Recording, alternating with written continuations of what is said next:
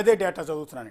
Actually టోటల్గా ఇప్పుడు మన భాస్కర్ గారు చెప్తున్నట్టు ఇప్పుడు కూల్చివేసిన ఎన్కన్వెన్షన్లో నాగార్జున గారు, హీరో నాగార్జున గారు పాపం అక్కినేని నాగేశ్వరరావు గారికి ఆయనకి ఇచ్చిన ఆస్తి, అన్నపూర్ణ స్టూడియో, ఇంకా బిజినెస్లు, వారసత్వంగా ఇచ్చిన డబ్బు, గుడివాడ దగ్గర ఉన్న రామాపురం వాళ్ళ సొంత ఊళ్ళో ఇచ్చిన ఆస్తులు ఇవి సరిపోలేదు పాపం. ఆర్థికంగా ఇబ్బందులు పడుతూ పేదరికంతో కొట్టుమిట్టాడుతున్న నాగార్జున గారు ఆయన సినిమాల్లో యాక్ట్ చేయడం ద్వారా, ఆయన కొడుకు నాగ చైతన్య యాక్ట్ చేయడం ద్వారా, ఇంకో కొడుకు అఖిల యాక్ట్ చేయడం ద్వారా వచ్చే డబ్బులు సరిపోక ఎన్కన్వెన్షన్ అనే దాన్ని చెరువు మధ్యలో నిర్మించి దాని ద్వారా ఏదో ఫంక్షన్లు అవి చేసి పొట్టబోసుకుంటూ ఉన్నారు. సో ఆ పొట్టబోసుకునే క్రమంలో ఆయన ఆక్రమించి కట్టిన చెరువులో 3 హాల్స్ ఉన్నాయి. ఇప్పుడు మన నేలమట్టం అయిపోయిన ఆ బిల్డింగ్ ఉంది కదా, అది మొత్తం 3 హాల్స్, ఒక్క హాల్ కాదు. ఇందాక నేను చెప్పినట్టుగా కేవలం ధనవంతులు మాత్రమే అందులో ఫంక్షన్లు చేయగలం. మీరు, మేము, మధ్యతరగతి ప్రజలు, పేద ప్రజలు ఎవరు కూడా దాని జోలికి కూడా వెళ్ళరు, కనీసం దాని లోపలికి కూడా వెళ్ళరు. ఆ ఫంక్షన్ ఎవరైనా చేసుకుంటుంటే మనలాంటి లోపలికి కూడా వెళ్ళే అర్హత ఉండదు గేట్ వరకు, ఎందుకంటే ఆ స్టేజ్ వాళ్ళు మాత్రమే లోపలికి వెళ్తారు. ఆ మొత్తం టోటల్గా 3 హాళ్ళు ఉన్నాయి. ఒకటి మొట్టమొదటి హాలు అతిపెద్ద బ్యాంకెట్ హాల్స్ అంటారు కదా, అతిపెద్ద halls. First hall capacity 2000 sitting, 2000 మంది ఎట్ ఏ టైం కుర్చీలన్నీ పరిస్తే పైన వేదిక మీద ఫంక్షన్ జరుగుతూ ఉంటుంది. ఎట్ ఏ టైం కుర్చీలన్నీ పరుచుకుంటూ వెళ్తే 2000 కుర్చీలు వేయచ్చు. 2000 మంది ఒకేసారి కూర్చుని వేదిక మీద జరిగే ఫంక్షన్ చూడవచ్చు. ఇది ఒక హాల్లో సంగతి. 3000 మంది ఫ్లోటింగ్, అంటే 2000 మంది ఎట్ ఏ టైం కూర్చోవచ్చు. టోటల్గా ఫ్లోటింగ్ అంటే వచ్చేవాళ్ళు, వెళ్ళేవాళ్ళు, మూమెంట్, అటు తిరిగేవాళ్ళు, వీటి తిరిగేవాళ్ళు, ఆ పక్కన ఉన్న ఈ పక్కన ఉన్న వాళ్ళు మొత్తం కలిపితే 3000 మంది టోటల్ కెపాసిటీ. అంటే టోటల్గా 5000 మంది కెపాసిటీ. అది 2000 మంది కూర్చోవచ్చు. 3000 మంది అటు ఇటు తిరిగేవాళ్ళు, నుంచునేవాళ్ళు, హడావిడి చేసేవాళ్ళు ఉంటారు కదా, మొత్తం అదొక 3000 మంది అనుకుంటే టోటల్గా హాల్ కెపాసిటీ 5000 మంది. ఇది ఫస్ట్ హాల్.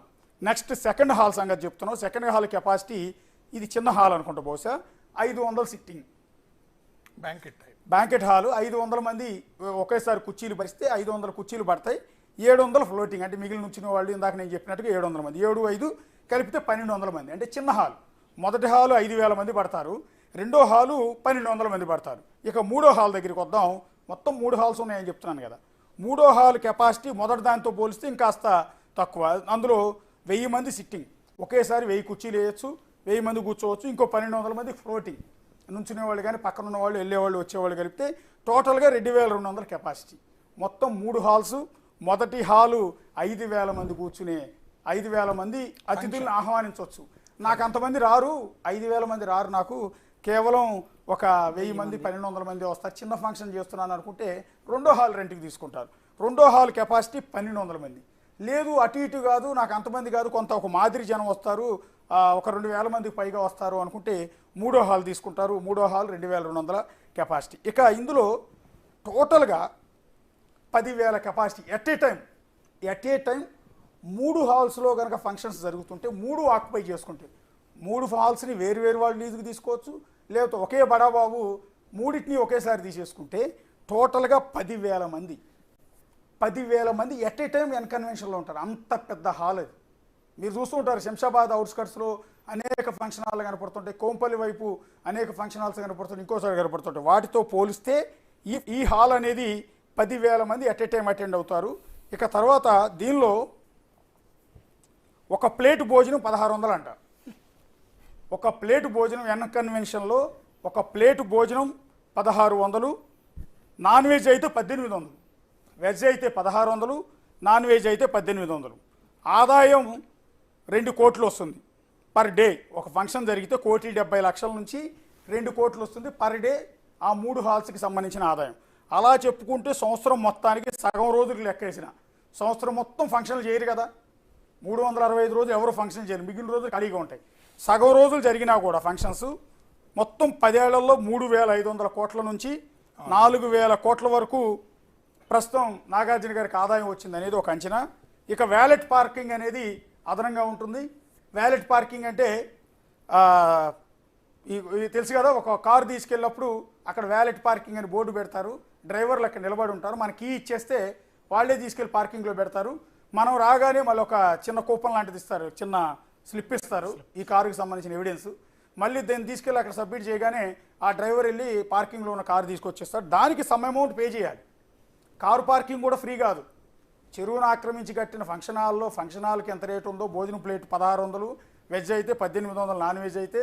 దీనికి కాకుండా కారు పార్క్ చేసుకున్నా కూడా ఆ ఫంక్షన్కి వచ్చిన వాళ్ళు కారు పార్క్ చేయాలన్నా కూడా వ్యాలెట్ పార్కింగ్కి అదనంగా చెల్లించాలి. ఈ విధంగా గత 10 ఏళ్లలో హీరో నాగార్జున గారు అక్షరాల 3500 కోట్ల నుంచి 4000 కోట్ల వరకు రఫ్ ఎస్టిమేషన్, ఇది పక్కా ఎస్టిమేషన్ కదా, మన వాళ్ళ దగ్గర ఆడిట్ రిపోర్ట్ ఏమైనా తీస్తే ఇంకా ఎక్కువ కూడా ఉండొచ్చు.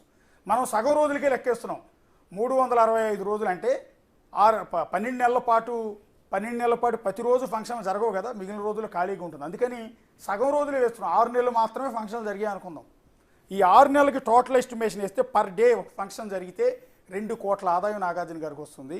అట్లా 10 ఏళ్లలో, గత 10 ఏళ్లలో, ఈ ఫంక్షన్ హాల్ కట్టిన 10 ఏళ్లలో 3500 నుంచి 4000 కోట్ల రూపాయలు దీని మీద సంపాదించుకుని ఆయన ఫ్యామిలీ బతుకుతూ ఉన్నారు. పాపం సినిమాల్లో వచ్చే ఆదాయం సరిపోక, నాగేశ్వరరావు గారి నుంచి ఆయనకు వచ్చిన ఆస్తులు సరిపోక, వాటి అన్నపూర్ణ స్టూడియో నుంచి, మళ్ళీ అన్నపూర్ణ స్టూడియో కూడా ప్రభుత్వ స్థలమే.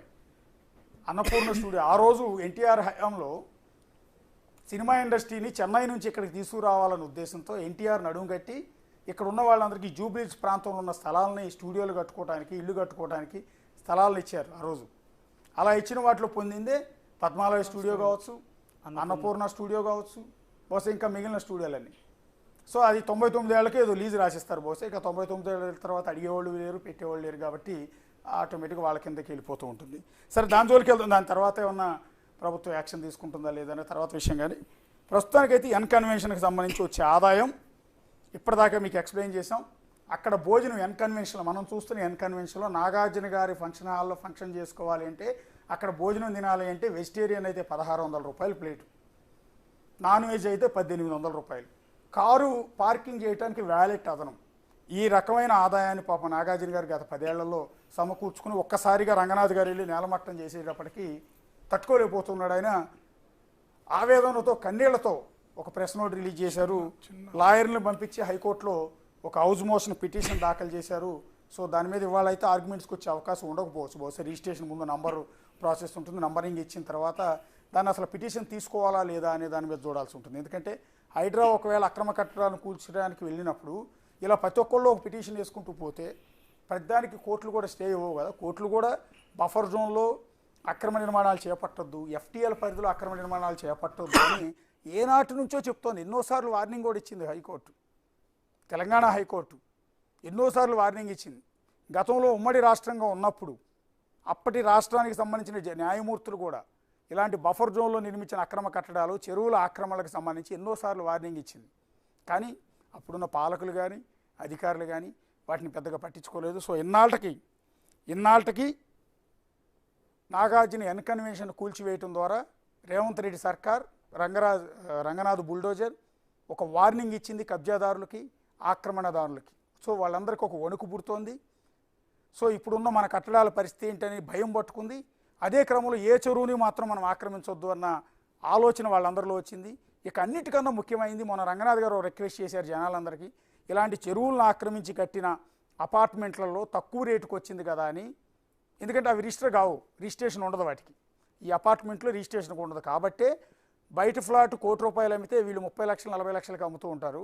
సో అది తక్కువ రేటుకు వస్తుంది కదా అని చెప్పి అప్పులు చేసి బంగారాలు తాకట్టు పెట్టి వీళ్ళ దగ్గర ఫ్లాట్లు కొనుగోలు చేయొద్దు, అది చెరువు మధ్యలో కట్టింది, అసలు రిజిస్ట్రేషన్ లేదంటేనే మీకు అర్థమవుతుంది అది ఇల్లీగల్ అని.